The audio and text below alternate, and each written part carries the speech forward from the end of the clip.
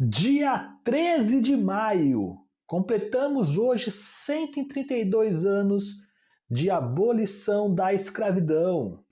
A assinatura da Lei Áurea trouxe de fato alguma mudança?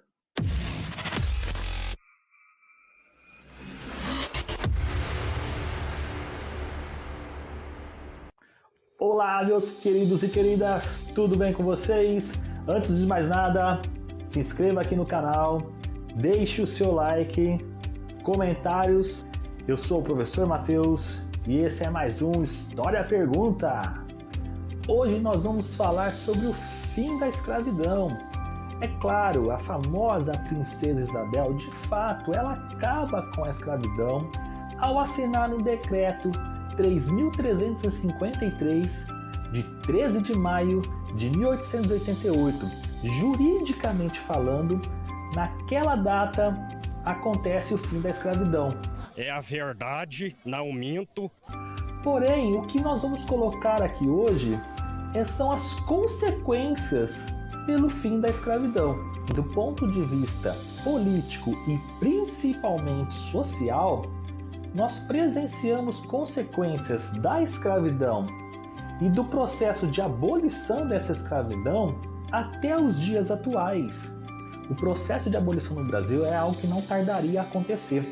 Haja visto, o país passava por questões externas e internas para o fim da escravidão. Nós devemos destacar também a atuação dos negros nesse processo.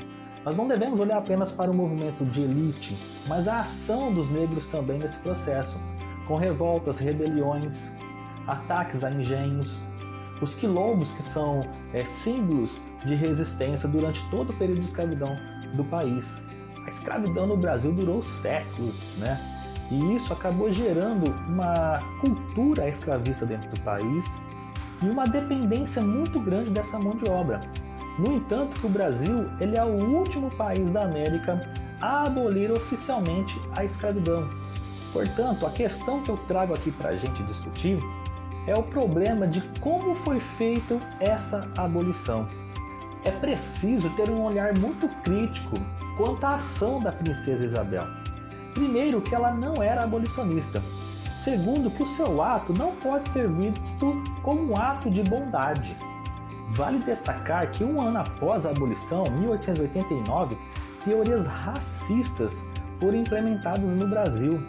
Essas teorias buscavam apontar o negro como biologicamente inferior, ganhando corpo e ideologias de embranquecimento da sociedade. Dessa forma, era necessário embranquecer a sociedade brasileira através da imigração europeia e apagar a presença dos negros. Dessa forma, a abolição acaba sendo uma ilusão, pois ela não trouxe acesso à terra ou aos bens materiais e financeiros. Não trouxe aos negros uma dignidade. Ou seja, não houve qualquer política social que amparasse os negros, que lhe dessem acesso ao mínimo de condição de vida. O fato é que a lei que libertou os descendentes de africanos não trouxe reparações históricas, e os escravizados naquele dia foram, ao mesmo tempo, libertos e abandonados, sendo mais tarde marginalizados. Passaram a ser livres, mas sem qualquer direito, como, por exemplo, direito ao voto, à educação, acesso à terra. Não tinham nenhum reconhecimento jurídico em diversas esferas. A escravidão e o modo como foi feito o processo de abolição daquela escravidão trouxe desigualdades que refletem até os dias atuais. Segundo o índice de estudos chamado de Desenvolvimento Humano Municipal, que leva em conta a renda, a saúde e a educação, aponta que o negro no Brasil tem um atraso de 10 anos quando comparado aos brancos.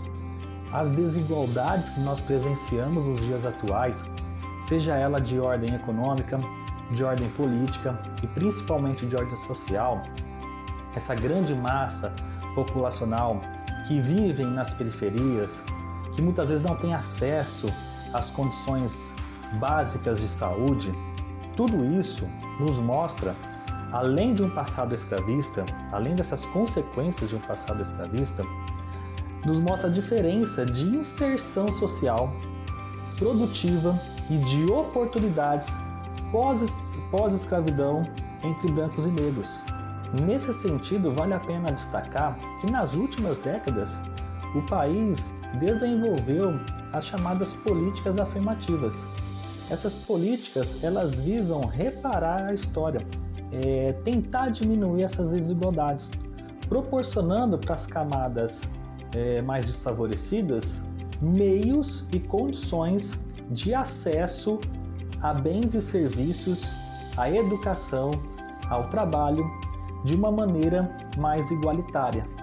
Portanto, vários problemas que o país passa hoje, referente às desigualdades entre brancos e negros, atitudes de racismos e de preconceito contra os negros, deve ficar claro que isso não é apenas consequência de um passado escravista, mas é consequência também de como foi feito o processo de abolição no Brasil, no qual jamais amparou o negro recém-liberto, jamais pensou em dar a esse negro condições de vida mínima ou condição de inserção social para que eles tivessem os mesmos direitos que os brancos tiveram e têm até hoje. É isso, pessoal, espero que vocês tenham gostado. Mais uma vez, se inscreva no canal, deixe seu like e até a próxima, se Deus quiser. Fiquem com Deus!